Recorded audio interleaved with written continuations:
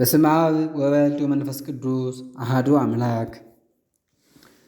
የሐዋርያው የቅዱስ ጳውሎስ መልእክት ወደ ሮሜ ሰዎች ምዕራፍ 7 ወንድሞቻችን ሕግን ለሚያስተውሉ እናገራለሁና ሰው በሕይወት ባለበት ሁሉ ሕግ እንዲገዛው አታውቁምን? ባል ያላት ሴት ባሏ በሕይወት ሳለ ከእርሱ ጋር በሕግ የተሳሰረች ናት።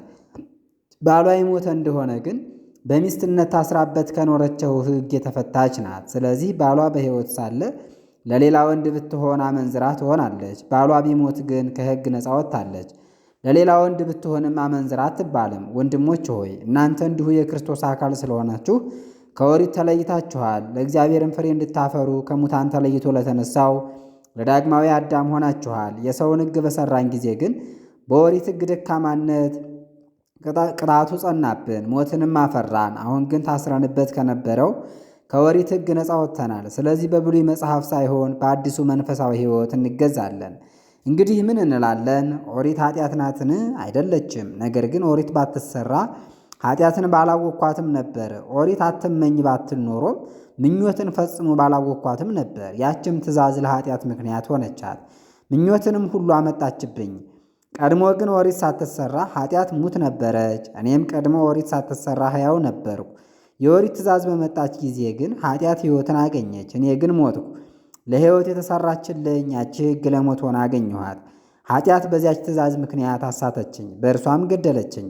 አሁንም ቢሆን ኦሪትስ ቅድስት ናት፣ ትእዛዟም ቅዱስና እውነት ነው፣ መልካምም ነው፣ በረከትም ነው። እንግዲህ ያ መልካም ነው ብዬ የማስበው ነገር በውኑ አጥፊ ሆነኝ እላለሁን? አይደለም። ነገር ግን ኃጢአት እንደሆነች በታወቀች ጊዜ ሞትን አበዛችብኝ። ከዚያም ትእዛዝ የተነሳ ኃጢአተኛው እንዲታወቅ ኃጢአትም ተለይታ እንድትታወቅ ኦሪት መልካሙን ከክፉ ልትለይ ተሰርታለች። የኦሪት ሕግ መንፈሳዊ እንደሆነ እናውቃለን። እኔ ግን ለኃጢአት የተሸጥኩ ሥጋዊ ነኝ፣ የማደርገውን አላውቅምና የምወደውንም ያን ምንም አላደርገውምና ያንኑ የምጠላውን ብቻ እሰራለሁ እንጂ የማልወደውን የምሰራ ከሆንኩ ግን ያ የኦሪት ሕግ መሰራት ለበጎ እንደሆነ ምስክሩ እኔ ነኝ። እንግዲያስ በእኔ ላይ ያደረች ኃጢአት ናት እንጂ ያን የማደርገው እኔ አይደለሁም። በእኔ ማለት በሥጋዬ መልካም ነገር እንደማይኖር አውቃለሁ። መልካም ሥራ ለመሥራት መሻት ውስጥ በእኔ ዘንድ አለ፣ በጎ ምግባር መሥራት ግን የለኝም። ያን የምወደውንም በጎ ነገር የማደርግ አይደለም፣ ነገር ግን ያን የምጠላውን ክፉውን አደርጋለሁ። የማልወደውንስ የምሰራ ከሆነ የምሰራውን እኔ አይደለሁም፣ በእኔ ላይ ያደረች ኃጢአት ናት እንጂ። መልካም ሥራ እንድሠራ የፈቀደልኝን ያን ሕግ እርሱ ክፉ ነገር አምጥቶብኝ አገኘሁት። በልቦናዬ ውስጥ ያለ የእግዚአብሔር ሕግ መልካም ነው። ነገር ግን በሰውነቴ ውስጥ ያለውን ሌላ የኃጢአት ሕግ እመለከታለሁ። በልቡናዬም ውስጥ ካለው ከእግዚአብሔር ሕግ ጋር ተሰልፈው ተዋጉ። በሰውነቴ ውስጥ ያለው ያ የኃጢአት ሕግም በረታና ወደ እርሱ ማረከኝ። እኔ ምንኛ ወራዳ ሰው ነኝ! ከዚህ ሟች ሰውነቴ ማን ባዳነኝ? በጌታችን በኢየሱስ ክርስቶስ እግዚአብሔር ይመስገን። እኔ በልቤ ለእግዚአብሔር ሕግ እገዛለሁ፣ በሥጋዬ ግን ለኃጢአት ሕግ እገዛለሁ።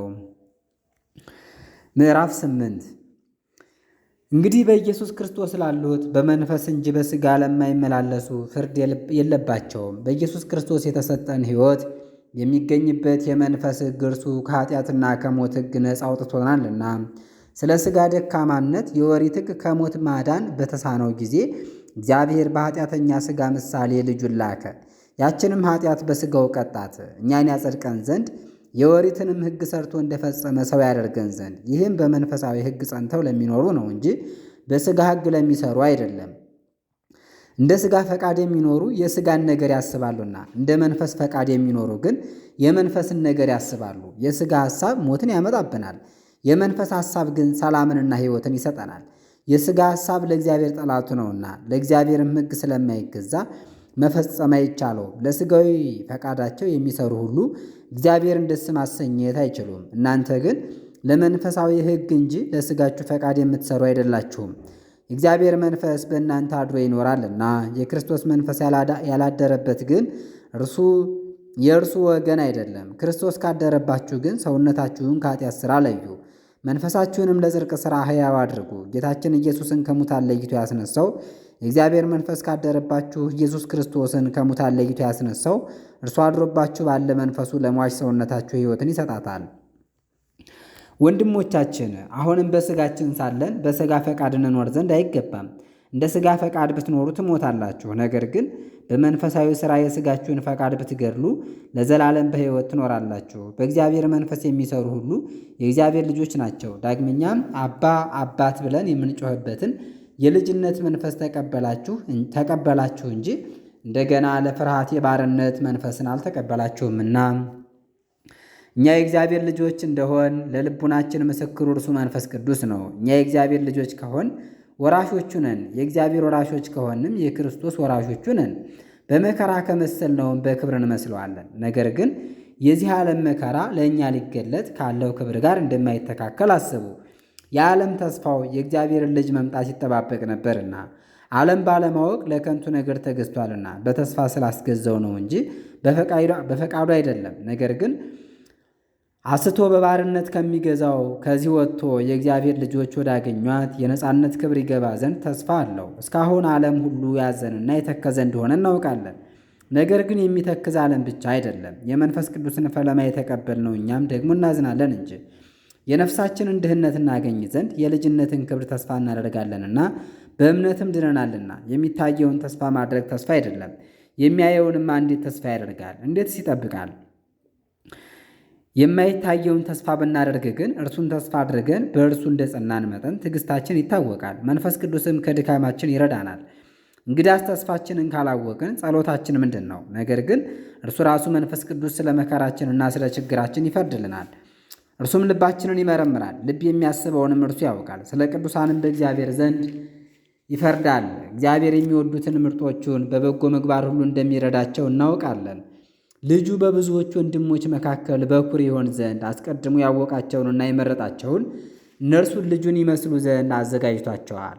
ያዘጋጃቸውን እነርሱን ጠራ፣ የጠራቸውንም እነርሱን አጸደቀ፣ ያጸደቃቸውንም እነርሱን አከበረ።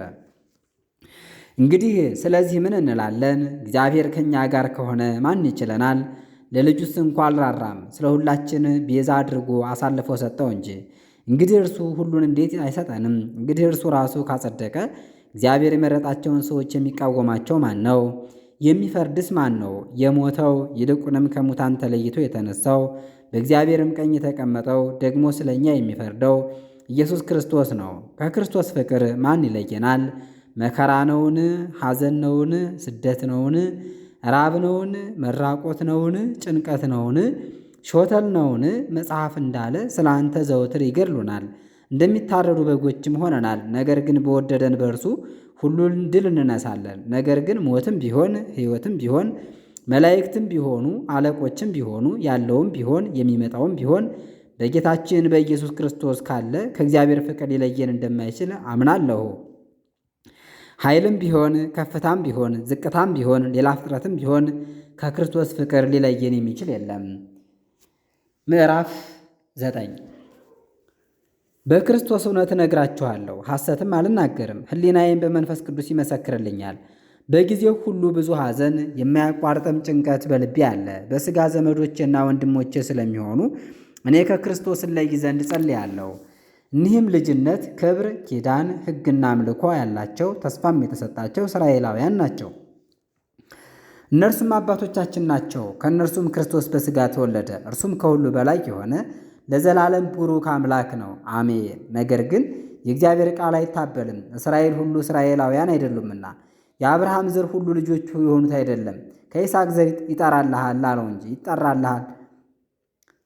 ከይስሐቅ ዘር ይጠራልሃል አለው እንጂ ልጆች እንዲሆኑት ተስፋ ያናገረለት የእግዚአብሔር ልጆች ናቸው።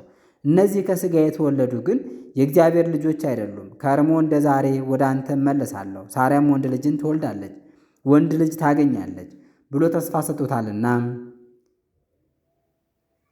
ነገር ግን ለእርሷ ብቻ አይደለም። ርብቃም ለአባታችን ለይስሐቅ መንታ በጸነሰች ጊዜ ሳይወለዱ ክፉና መልካም ሥራም ሳይሰሩ የእግዚአብሔር መምረጡ በምን እንደሆነ ይታወቅ ዘንድ እርሱ የጠራው ነው እንጂ ሰው በሥራው የሚመርጥ እንዳይደለም ያውቁ ዘንድ ለርብቃ ታላቁ ለታናሹ ይገዛል አላት።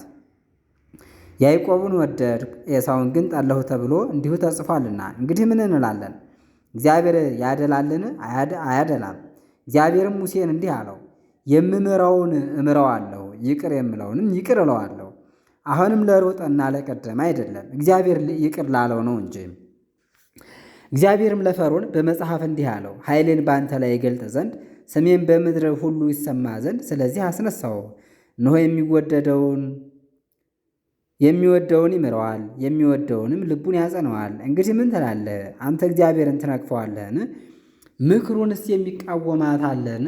ሰው ሆይ እግዚአብሔርን የምትከራከረው አንተ ምንድን ነህ? ሥራ ሰሪውን እንዲህ አታድርገኝ ሊለው ይችላልን?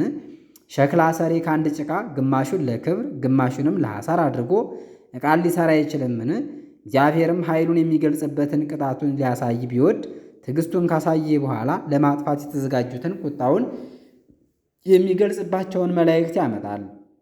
ዳግመኛም የክብሩን ባለጠግነት ሊያሳይ ቢወድ አስቀድሞ ለወደዳቸውና ለጠራቸው ለይቅርታ የተዘጋጁ የምሕረት መላእክትን ያመጣል።